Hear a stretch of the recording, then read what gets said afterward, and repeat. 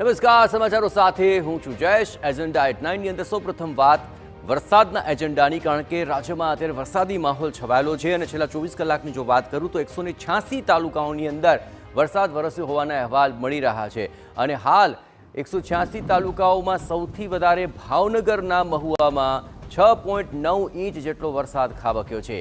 ભાવનગરના ઉમરાળામાં 4 ઇંચથી વધુ છે વરસાદ। અહીં જેસરમાં 3.8 ઇંચ વરસાદ નોંધાયો હોવાના અહેવાલ મળી રહ્યા છે।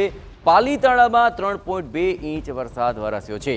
બોટાદના ગઢડામાં 3.2 ઇંચ વરસાદ છે, તો ભાવનગરના શિહોરમાં 3 ઇંચ વરસાદ ખાબક્યો। 12 તાલુકામાં 2 ઇંચથી વધુ વરસાદ વરસ્યો છે। 38 તાલુકામાં 1 ઇંચથી વધુ વરસાદ વરસ્યો છે।